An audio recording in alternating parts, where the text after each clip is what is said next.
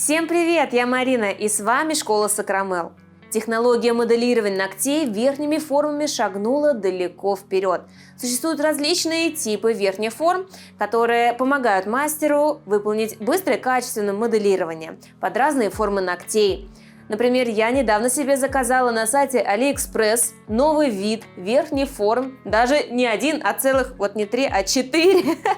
В этом видео покажу, как правильно моделировать ногти формы современный миндаль, выкладной френч. Честно признаться, буду пробовать вместе с вами, посмотрим, что из этого получится. Поехали! Посмотрим на исходное состояние ногтей. Они очень тонкие, перепиленные, гибкие, о чем говорят красные области на ногтях. Нужно хорошо подготовить ногтевую пластину, чтобы была сцепка. Предварительно выполним маникюр, отодвигаем кутикулу апельсиновой палочкой, раскрывая подкутикульный карман. Начинаю всегда работать с синуса. Зашлифуем ногтевую пластину пилкой с абразивом 180 грит. Она поможет приподнять чешуйки. Свободный край оформляю просто овалом. Полностью можно его не убирать. В технологии верхних форм свободный край нам будет даже помогать поглаживать материал с внутренней стороны. Не оставляйте глянцевых участков на поверхности, которые будут способствовать отслойкам.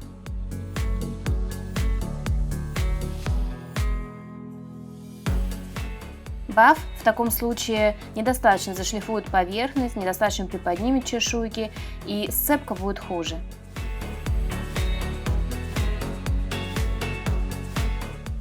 Ну и, конечно, не берите пилки грубее 180 грит, потому что они будут еще сильнее истончать ноготь. Убираем птыриги, шлифуем боковые пазухи алмазной насадкой пламя диаметром 0,21 с красной насечкой. В положении формы прорабатываю левые стороны, переключаю направление вращения и иду по правым сторонам в положении реверс.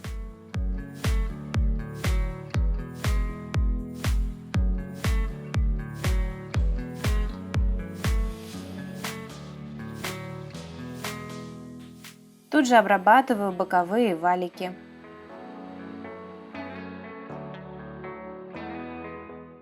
Предпочитаю выполнять срез кутикулы сразу на этом этапе, чтобы не возвращаться после. Кутикула у моей модели достаточно широкая, поэтому было принято решение сделать комбинированный маникюр. Подписывайтесь в социальных сетях, там вас ждет еще больше полезной информации.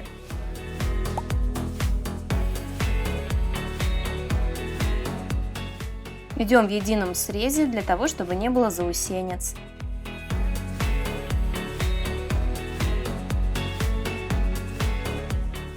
Обезжиряем ногтевую пластину, подготавливаемся к нанесению искусственного материала.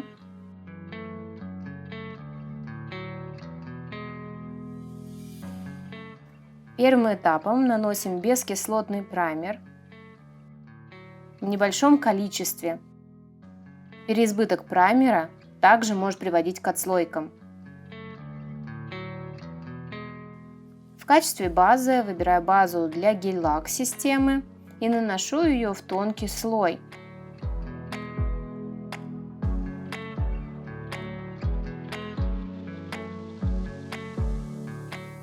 Перед этим важно протестировать, подходит ли эта база к материалу, который вы будете использовать. Часто бывает такое, что материал отслаивается, а база остается. Это говорит о конфликте материалов. Вот такие верхние формы мне пришли с сайта AliExpress. Первый набор с широкими размерами. Например, вот этот подойдет на самые широкие ноготки, даже для педикюра. Но, конечно, в педикюре не приветствуется наращивание из-за толщины, но, например, для достраивания уголка почему бы и нет. Вторые формы балерина, ими можно выполнять и миндаль. Следующий набор также форма балерина или миндаль, но они помогут сделать только свободный край, то есть у кутикулы придется достраивать материалом. И четвертый набор – это арочный современный миндаль. где полностью выстраивается архитектура от кутикул до свободного края. Я очень давно хотела попробовать именно такие верхние формы, потому что обожаю форму современный миндаль. Мы должны подобрать размер под ширину ногтевой пластины моей модели. Когда прикладываю форму, вижу расстояние от ногтя до формы. Это правильно, это говорит о том, что в этом месте будет лежать материал. Если форма полностью прилегает к ногтевой пластине, возьмите побольше размер. Еще один важный нюанс. Поскольку мы будем работать в два этапа, то есть сначала предварительно сушить материал и затем еще добавлять, то лучше взять форму более широкую. Если взять форму впритык, такую же как размер ногтя, то большая вероятность того, что она будет подскакивать и по боковым сторонам будут получаться зазоры. Сейчас я посмотрела, на указательный и безымянный мне подходит одна формочка. Вот на мизинце вижу, что форма подскакивает, плотно не прилегает, поэтому берем размер больше. У кутикулы формочки можно не подрезать, потому что мы будем ставить не в стык к ней. Теперь фломастером отмечаю длину удлинения, чтобы она была одинаковая на 6 ногтях, на указательных, на средних и безымянных. На мизинце удлинение чуть короче, поскольку мизинец уже, и на большом, соответственно, длиннее. Так будет проще выполнить выкладку. Удлинение рисую заостренным, потому что и форма миндаль сама по себе заостренная. Для удлинения буду использовать светло-розовый акригель мелкой фракции. Подготавливаю свое рабочее место. Буду использовать специальную жидкость для разравнивания акригеля. Также у меня кисть натуральная из колонка для акрилового моделирования. Кладем небольшой шарик акригеля в верхнюю форму и при помощи апельсиновой палочки толкаю вперед акригель, формируя ложе. Тут нужно постараться сделать ровную границу. Если что-то не получилось, подправляем кистью. На этом этапе действительно лучше больше потратить времени, пораскладывать материал, потому что от этого будет зависеть четкость будущей линии улыбки. Просушиваю в лампе 15 секунд и достаю.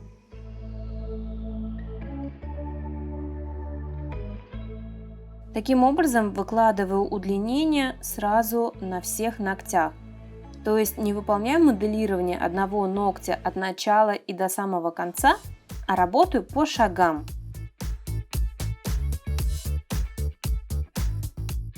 Так интересно, в этот момент ваш клиент сидит безучастным, ничего с его ногтями не происходит. Возможно, стоит его чем-то занять, включить ему телевизор, интересную программу, аудиокнигу, потому что вы в этот момент работаете, а он отдыхает. Кстати, вы можете ввести карточку клиента, в которой будете писать размер форм, который подходит для данного клиента. И предварительно для клиента можно сделать такие заготовки, когда он приходит, только остается отпечатать формы на ноготь. После того, как просушила удлинение, прокрашиваем бортики бирюзовым цветом для того, чтобы затемнить линию улыбки, и она казалась более четкой.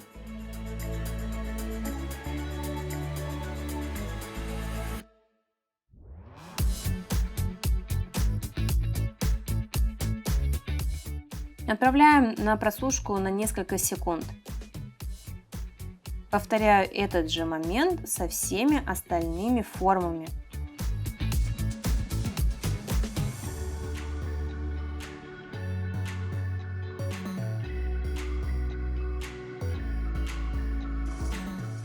Следующим этапом будем использовать не акригель, как вы могли подумать, а гель.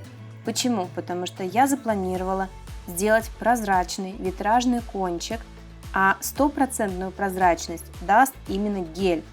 Акригель, каким бы прозрачным он ни был, с какой фракцией бы он ни был, все равно даст небольшую мутность, а мне все-таки хочется витражного эффекта.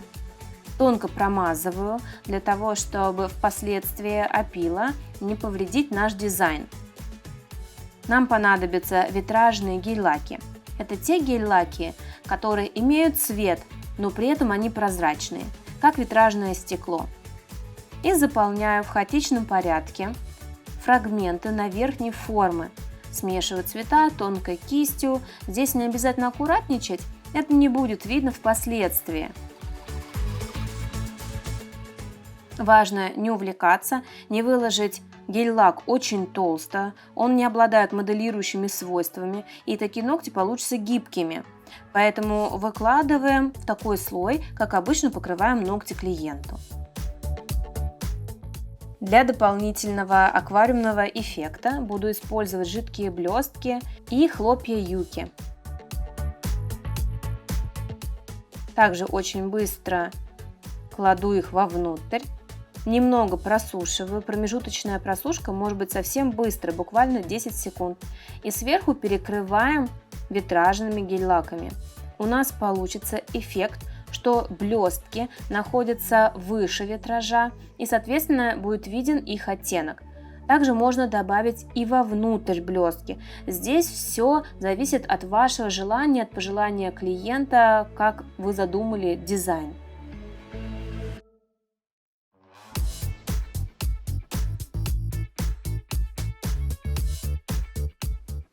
Просушиваем в лампе и повторяем с остальными ногтями. Хотите развиваться и знать больше о маникюре? Приглашаю в базу знаний школы Сакрамел. Более 20 видеокурсов по цене одного с получением сертификата. Они доступны по всему миру. Для подробностей переходите по ссылке в описании. На этом типсе я решила сразу же полностью заполнить фиолетовым и голубым, а затем только добавлять серебро. Я его продавливаю вглубь, и некоторые серебряные частички выходят наружу. В общем, получается действительно такой аквариумный эффект.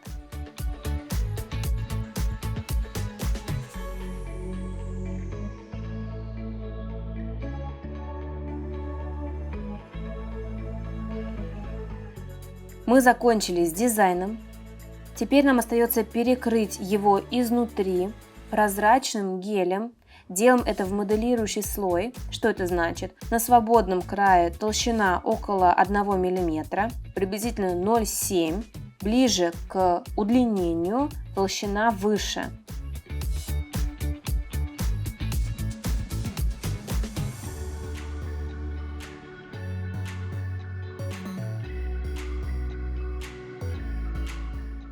С гель-лаком оставить просто нельзя, поскольку эти ногти будут гибкими, непрочными. Наши подложки красивые готовы. Теперь в дело вступает наш клиент. Мы ему предварительно обезжириваем ногтевую пластину. Кстати, базу можно было наносить и сейчас, на этом моменте, потому что некоторые клиенты могут быть неаккуратными, на базу прилипнут волосы, пыль и так далее. Если вы чувствуете, что формочка подскакивает от ногтевой пластины, можно немного выпилить аппаратом изнутри. Теперь закладываем небольшой шарик акригеля, распределяем.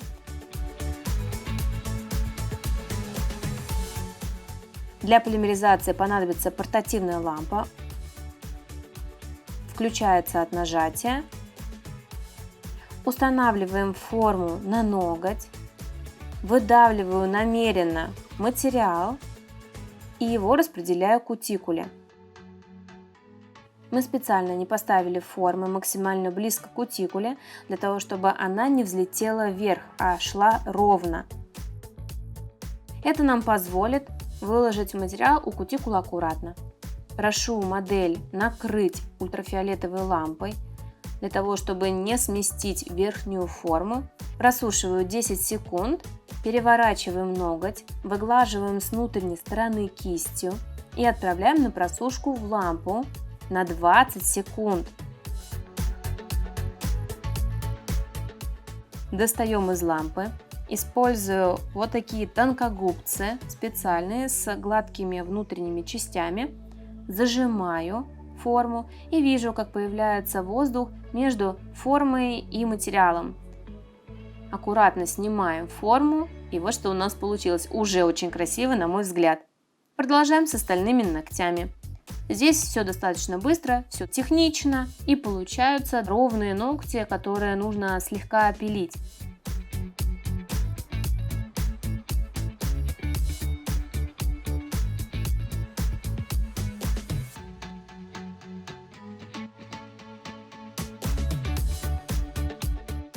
Важный момент, когда будете снимать форму, обязательно придерживайте ее в области кутикулы, для того, чтобы полностью не оторвать материал с этой верхней формой.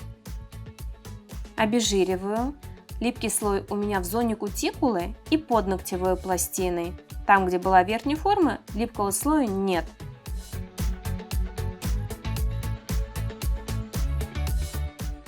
Грязную работу выполняем аппаратом. Для этого использую твердосплавную насадку с зеленой насечкой. Убираю ступеньку, которая получилась от верхней формы. Подравниваю свободный край и боковые стороны.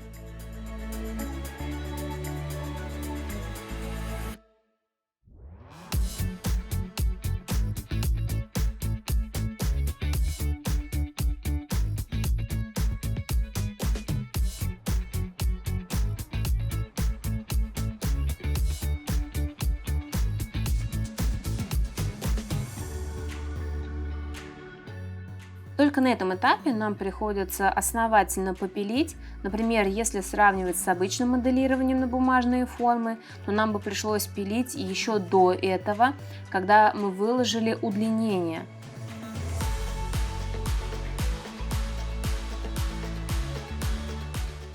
Пилкой сглаживаю переход около кутикулы. Поскольку форму мы ставили чуть дальше, у нас неправильно сформирован апекс, и пилкой я это нивелирую.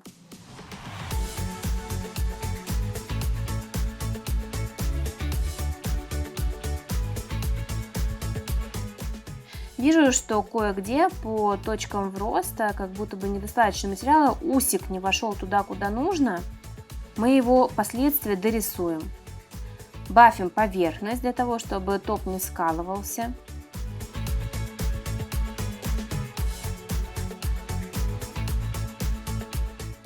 На этом ногте вижу толщину излишнюю, поэтому выпиливаю изнутри керамической насадкой. Все обезжириваем, убираем пыль.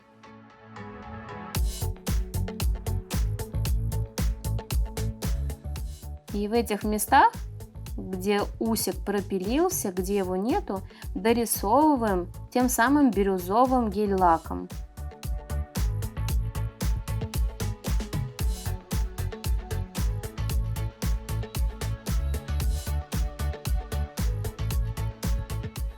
Перекрываем топом без липкого слоя. В этот момент случается та самая магия. Проявляется дизайн, проявляется его красота, блеск. Больше всего люблю этот момент. Считаю, у нас получилось отлично. Конечно, есть некоторые недостатки. Возможно, при большей практике их отточить, отработать, и их не будет.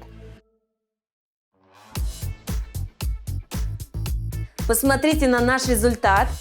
Я считаю, получились просто бомбические ногти, которые не оставят равнодушным никого, все их будут замечать.